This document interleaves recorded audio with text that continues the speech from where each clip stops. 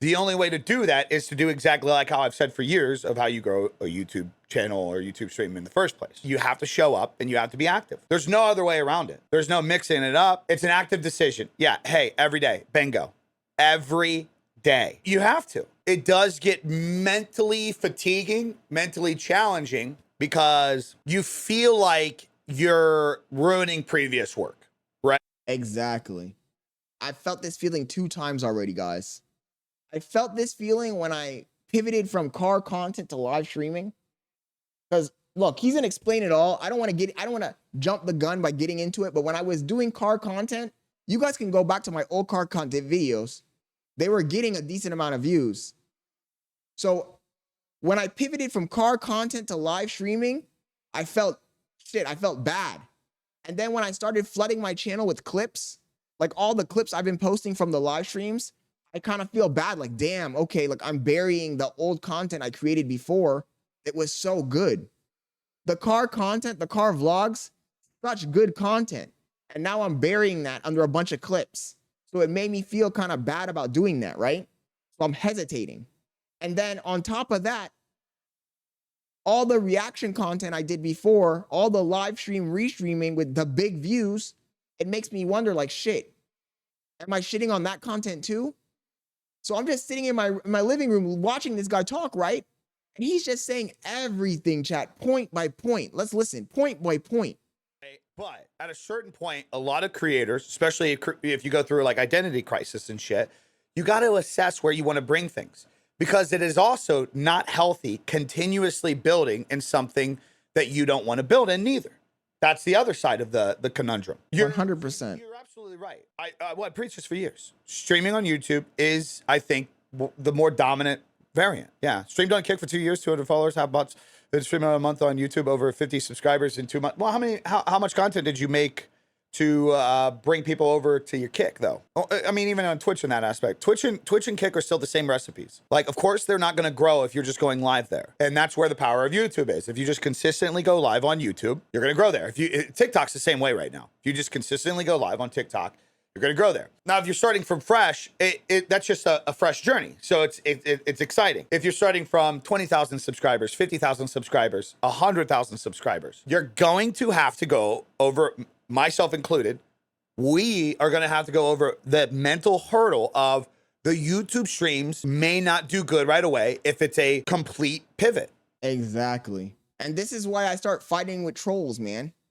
You see, when me explaining it to the people doesn't have any authority, but when a guy like Big E, who has hundreds of thousands of followers, says it, a guy who streams on Kick to like 1,000 people, you know, in the grand scheme of things, he might not be the biggest streamer on the platform. Obviously, he's a smaller streamer, but it still is proven theory because he's already getting thousands of viewers on Kick. This guy had thousands of viewers on Twitch at some point as well, and he has a decent following on YouTube. So me saying it might not have authority, but when you hear it from another person, now it starts to make more sense. And I've been trying to explain this to the haters forever. Why am I explaining it to the haters? Don't ask me why, chat. I don't know why, John. Chat, I don't know why I'm explaining it to the haters. But for the longest time, I've been trying to justify what I'm doing to the haters, because the haters be like, yo, you got 6 people watching your stream, bro. You got 8 people watching your stream, dude. Yo, Scott, you fell off, bro. Go back to restreaming. You got nobody watching your stream. And it's like they don't understand. And I get it. Sometimes they're just trolling, but other times they just don't understand how YouTube works.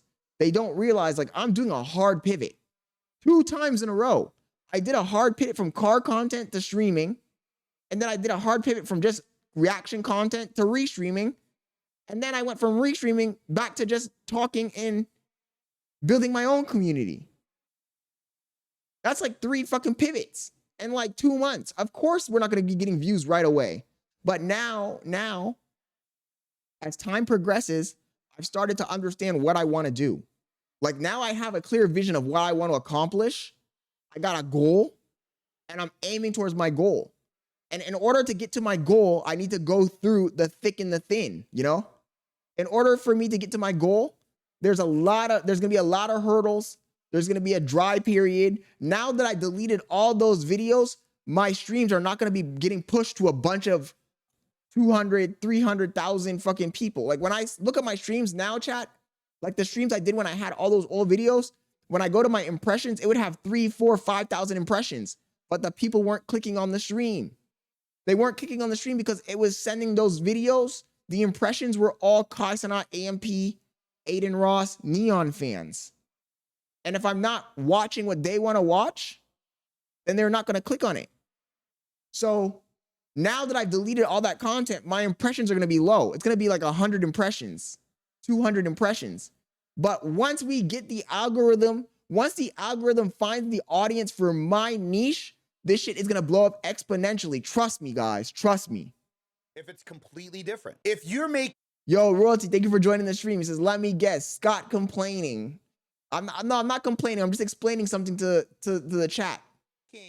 Call of Duty content and you've never streamed and you get 50,000 subscribers and then you start streaming Call of Duty content, that's different. Now, us streaming Road to Masters Apex Legends ranked gameplay today, the YouTube stream is not going to do well. It's just not going to do well off the start because there's no metadata on the channel with my current audience that shows that.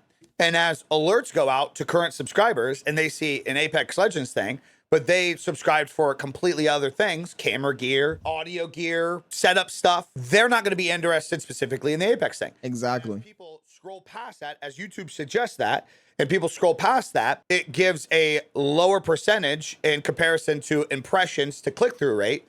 And the lower click-through rate compared to impressions, it throws a red flag on YouTube of like, people aren't interested in this.